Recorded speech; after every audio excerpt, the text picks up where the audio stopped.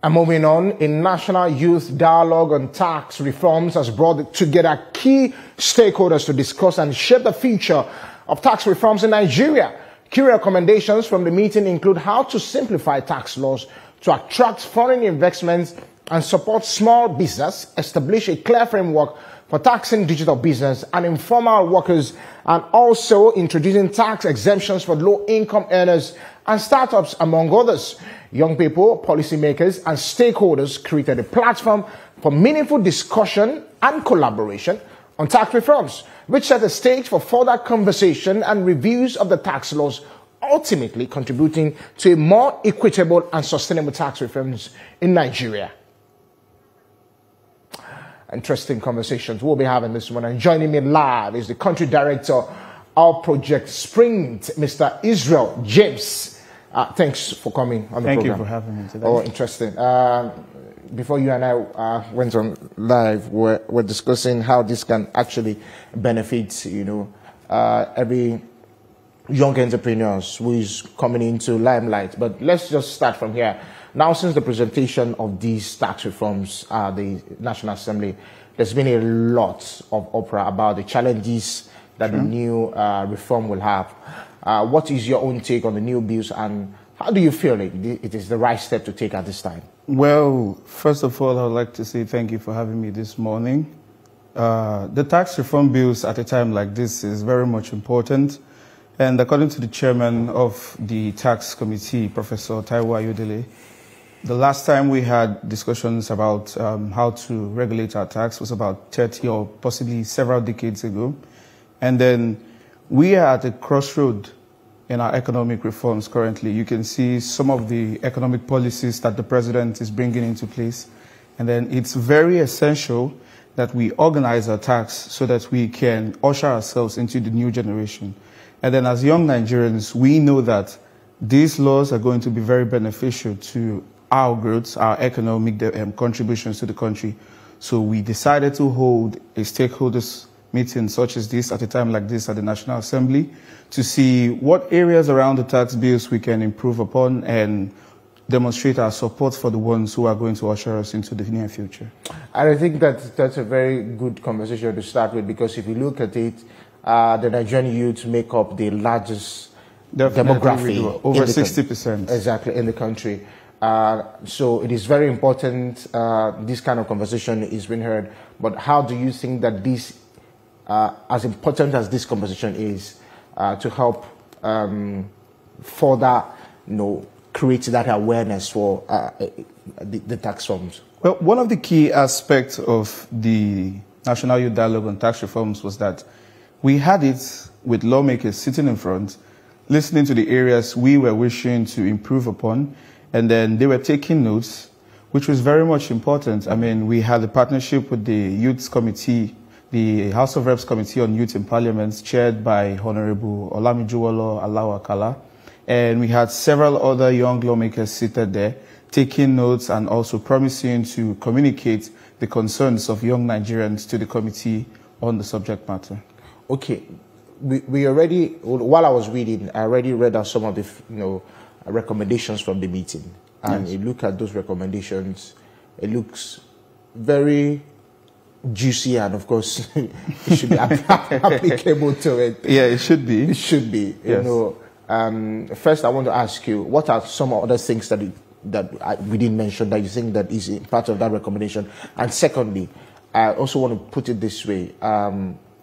The significance of this particular dialogue, to these tax reform bills that we're talking about. Well, starting with the significance, I would say there's been several conversations around the tax bill, and just as you and I just admitted, currently the youths contribute to the largest demographics of the Nigerian population. Exactly.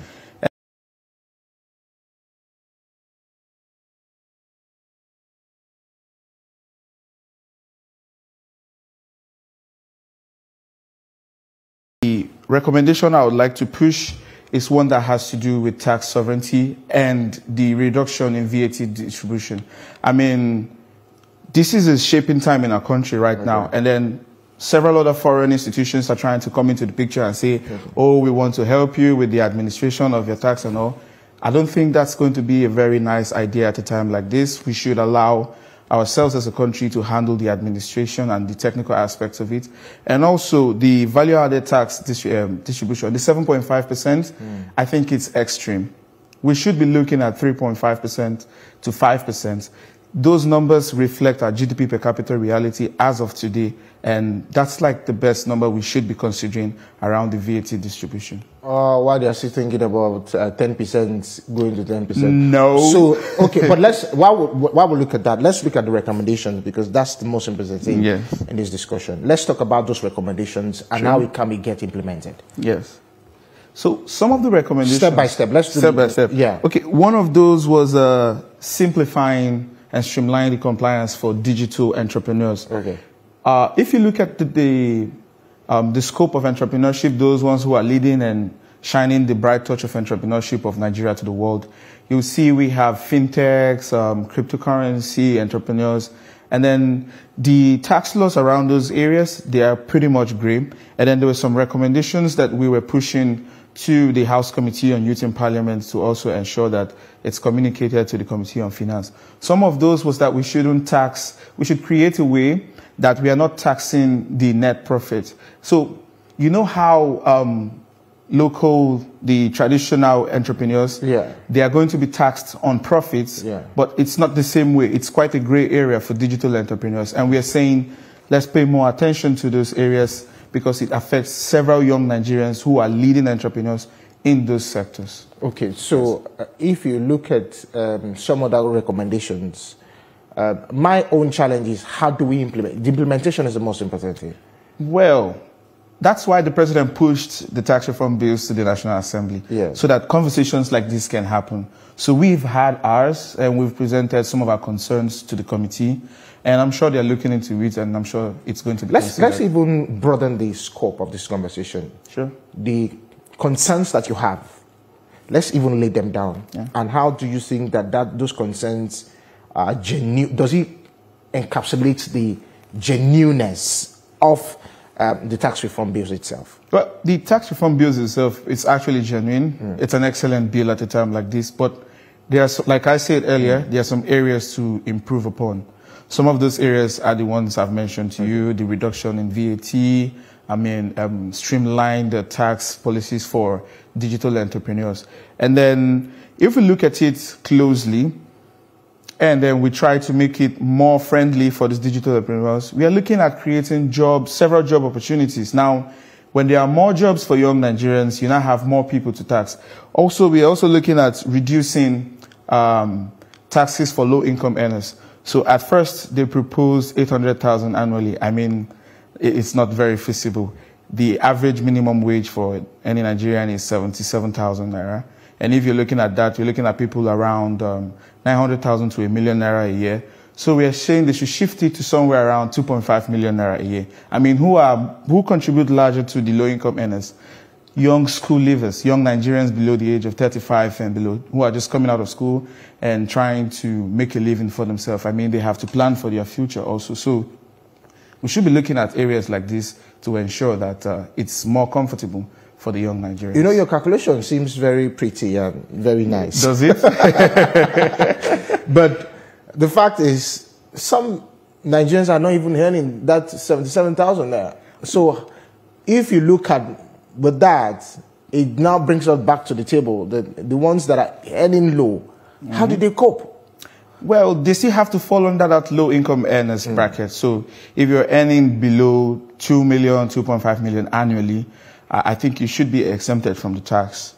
So preparing you for some time for you to gear up and then contribute to the tax basket. So when you guys were having this discussion, did you put that into consideration? Yes, we did. Low-income earners was one of the key areas we submitted to the committee to be considered.